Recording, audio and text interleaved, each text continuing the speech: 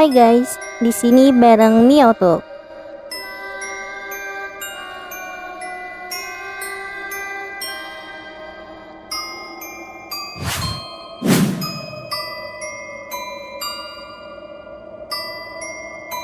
Hari ini kita akan membahas misteri pembunuhan 3 wanita di supermarket Hachioji Jepang dari tahun 1995 sampai sekarang belum terungkap.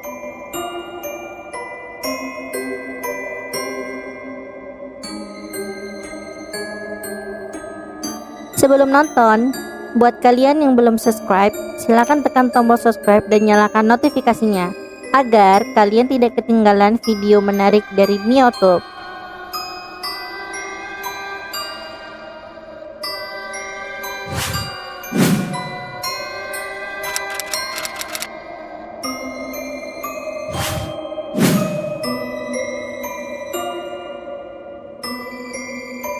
Pada malam hari, di tanggal 30 Juli 1995, 3 orang pegawai wanita di supermarket Nampei Owada yang berada di kota Hachioji ditemukan tewas menggenaskan dengan tangan terikat dan luka tembak di kepala mereka.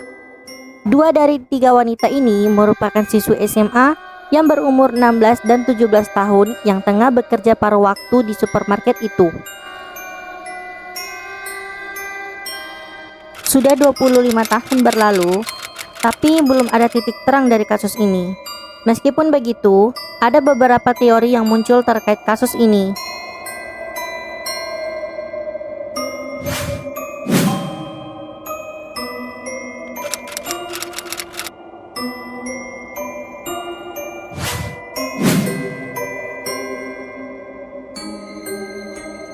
Dari laporan awal polisi nih guys, mengungkapkan bahwa kasus ini merupakan percobaan perampokan yang gagal karena para pegawai ini tidak mengetahui angka kombinasi berangkas toko.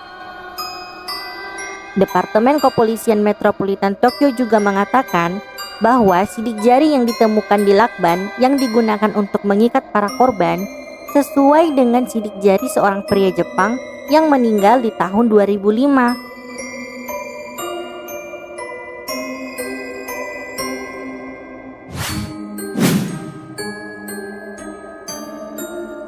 Tapi, sidik jari tersebut tidak cukup kuat dijadikan barang bukti untuk menutup kasus ini. Namun, setelah melakukan penyidikan lebih lanjut, para penyidik yakin bahwa sidik jari tersebut merupakan milik seorang pria yang tinggal di Tama, sebuah distrik di bagian barat Tokyo di area Kanto. Normalnya guys, kriteria resmi untuk menemukan kecocokan sidik jari adalah 12 poin atau lebih. Tapi yang menyebabkan database gagal untuk mempersempit kemungkinan tersangka karena hasil sidik jari yang ditemukan oleh polisi hanya mencapai nilai kecocokan 8 poin saja, yang berarti harus mempersempit kemungkinan sekitar 100 juta orang menjadi 1 orang tersangka.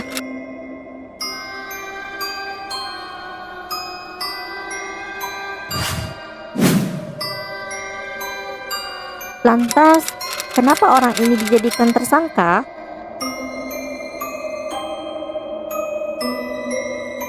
Alasannya adalah, walaupun sidik jari dalam lakban tidak dapat mencapai 12 poin, tapi sidik jari orang ini ada di dalam database karena pria tersebut memiliki catatan kriminal yang cukup banyak.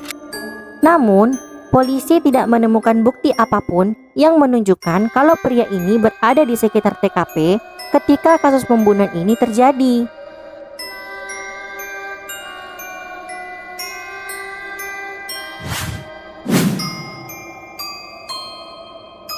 Di titik inilah polisi mengatakan bahwa sidik jari dengan nilai 8 poin kecocokan tidak cukup dan tidak bisa digunakan sebagai bukti untuk memecahkan kasus ini. Polisi juga mengatakan masih berusaha untuk mencari hubungan antara korban dengan senjata pembunuhnya, yaitu sebuah handgun ilegal yang dibuat di Filipina.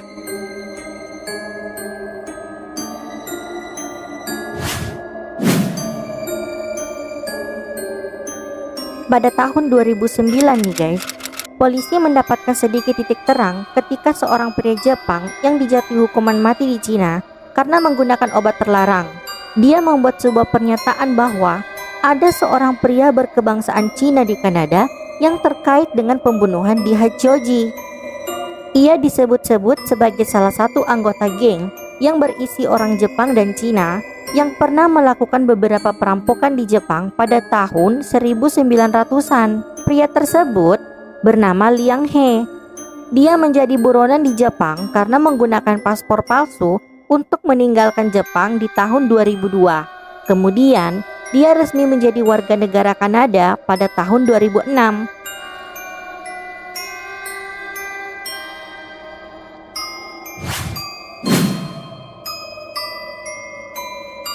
Untuk itu, pada tahun 2010, Badan Kepolisian Nasional Jepang meminta permohonan ekstradisi kepada pemerintah Kanada melalui Pengadilan Tinggi Ontario untuk mengekstradisi Liang He ke Jepang.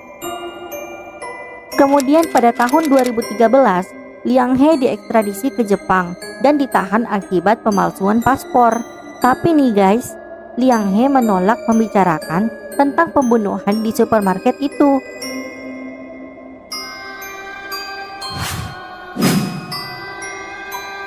Karena tidak kunjung ada titik terang dalam kasus ini guys, Badan Kepolisian Nasional Jepang menawarkan imbalan sebesar 6 juta yen bagi siapapun yang dapat memberikan informasi terkait kasus pembunuhan 3 pegawai wanita di supermarket ini. Menurut kalian nih guys, apakah Liang He ini adalah pembunuhnya?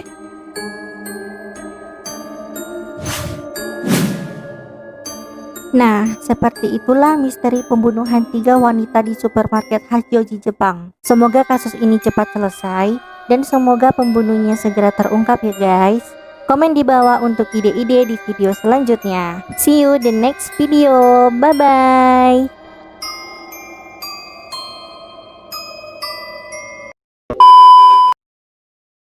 Harus mempersempit kemungkinan sekitar 100 juta orang menjadi satu. Baca.